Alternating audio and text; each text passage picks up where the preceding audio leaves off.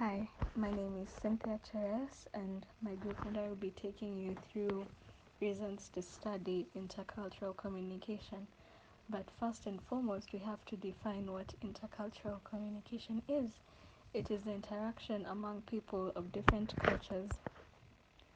The purpose of intercultural communication is to break down cultural barriers, to build awareness of cultural norms, and to enhance self awareness and communication skills.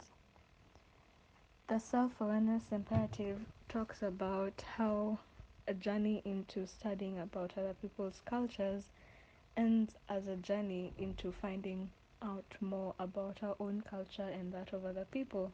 No, of yourself, of your own people. Sorry. And in philosophy of self awareness is the experience of one's own personality or individuality.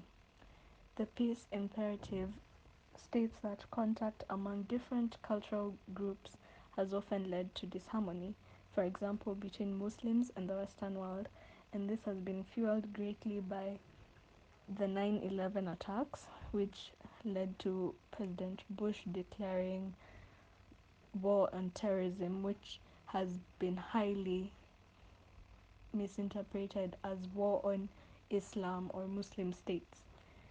An example of the peace imperative is the Rwandan genocide, which has its roots in colonialism, whereby the Belgians favored minority Tutsis over majority Hutus, which led to resentment. Demographics is a characteristic of a population, especially as classified by race, ethnicity, age, sex, and income. In our today's world, there is an increase in diversity of the population structure, which is mostly due to the global interaction of people. Sports are seen to be a very evident part of this diversity, as it's seen in the 2007-2008 NBA games, whereby it featured 76 international players from 31 countries, and also in the Ladies Professional Golf Association, 16 of the top 20 current earners are from different parts, that is South Korea, Sweden, Australia, Mexico, Norway, Brazil, and Taiwan. In the US, there's an increase in intercultural diversity. This is according to the 2000 census, whereby it revealed a dramatic increase in the ethnic diversity, and this trend is expected to continue. So I was doing the economic imperative. This is the recent trend towards globalization, the creation of a world market in goods, services, labor, capital, and technology. So this makes communication important for selling and buying these goods. And it also brings the realization of globalization issues and new challenges of having cultural understanding to compete globally. So this leads to understanding what other countries, or rather what other countries do for their business. So, yeah, I think that is it. I am Cyprian Magani, presenting the technological imperative.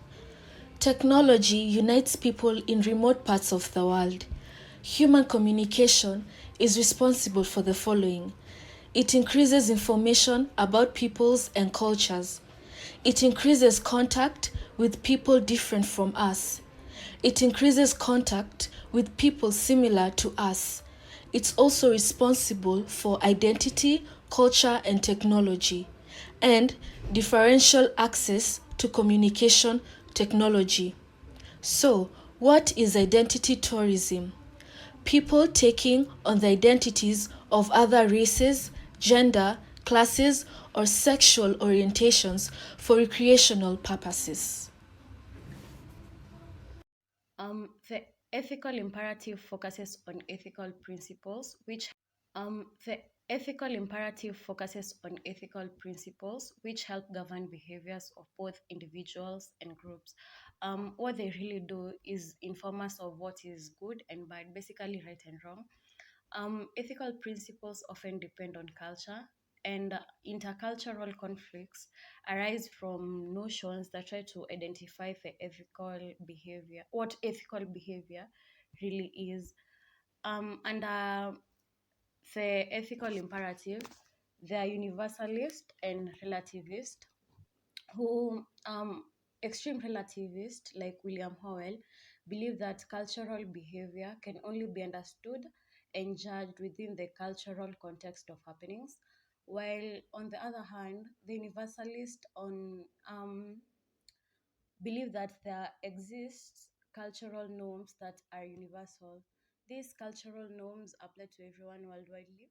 For instance, the Ten Commandments, which are adhered to by almost all Christians in the world.